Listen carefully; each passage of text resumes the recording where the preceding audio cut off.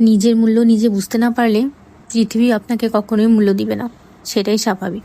যেদিন আপনি নিজের শক্তি নিজে চিনে নিতে পারবেন, সেই দিন থেকে আপনার কিছুই হারানোর ভয় থাকবে না। আসসালামু আলাইকুম, কেমন আছেন সবাই? চলছে আজকের ইফতারি ও সেহরির আয়োজন, সেটাই আপনাদের সাথে শেয়ার করব।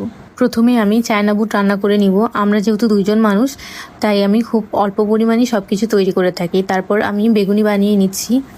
পরিমাণ মতো বেগুন কেটে নিয়েছি, এগুলো আমি বেসনে দিয়ে ভালোভাবে ভেজে নিচ্ছি। রেডি করে রাখা আলুর চপগুলো আমি বেসন দিয়ে সুন্দর করে ভেজে নিব।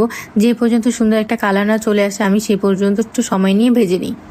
পেঁয়াজু বানানোর জন্য ডালটা আমি আগে থাকতে রেডি করে রেখেছিলাম। এখন এই ডালটাকে আমি গরম তেলে পেঁয়াজু শেপ করে দিয়ে দিব। অনেকেই পেঁয়াজ বা মিক্স করা ডালের গুঁড়া দিয়েও বানিয়ে থাকে, কিন্তু আমি খেসারি ডাল দিয়ে পেঁয়াজুটা সাধারণত বানিয়ে থাকি। আমার হাজব্যান্ড খেসারি ডালের পেঁয়াজুটা খেতেই বেশি পছন্দ করে। পেঁয়াজুর খুব সুন্দর একটা কালার চলে এসেছে। মুচকুচে না হওয়া পর্যন্ত আমি একটু সময় নিয়ে পেঁয়াজগুলো ভেজে নিই। ইফতারের জন্য আমি কিছু ফল কেটে নিয়েছি। ইফতার শেষে আমি সেহরির জন্য রান্না করে নিলাম। গরম তেলে আমি কিছু পেঁয়াজ কুচি দিয়ে তেজপাতা, দারুচিনি, এলাচ দিয়ে পেঁয়াজটা ভালো করে ভেজে নেব। পেঁয়াজ ভাজা হয়ে গেলে আমি পরিমাণ মতো আদা রসুনের পেস্ট দিয়ে দিব। তারপর আমি পরিমাণ মতো সব ধরনের মশলাই দিয়ে দিয়েছি। পেঁয়াজের সাথে মশলাটা ভালো করে মিক্স করে আমি একটু ভাজা করে নিব।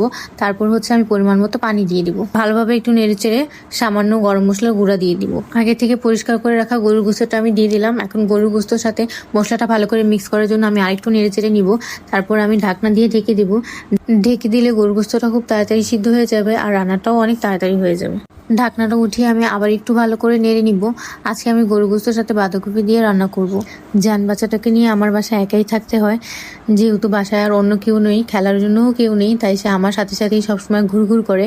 আমি ভিডিও বানাচ্ছি, সে তার মাঝে এসে দুষ্টু শুরু করে দিয়েছে, আবার আপনাদের হাই হ্যালোও করে নিচ্ছে।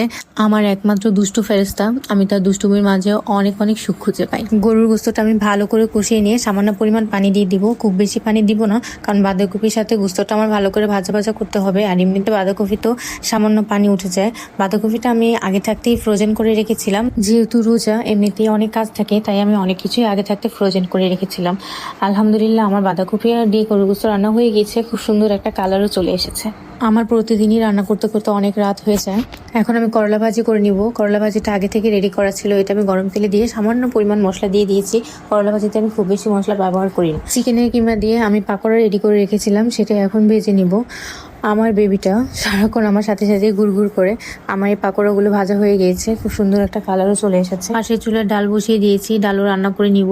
করলা ভাজিটা আমি একটু ভালো করে ভাজা করে এখন নামিয়ে নিব। করলা ভাজি আমি সাধারণত একটু বেশি ভাজা করেই খেয়ে থাকি। আমার ডাল রান্না প্রায় হয়ে গিয়েছে, আমি ডালটা ঘুটিয়ে নিয়েছি। পেঁয়াজ রসুন ভাজা করে আমি ডালে দিয়ে দিয়েছি। ভোর রাতে উঠে আমি মাছ ভাজা করে নিয়েছি। এটাই ছিল আমার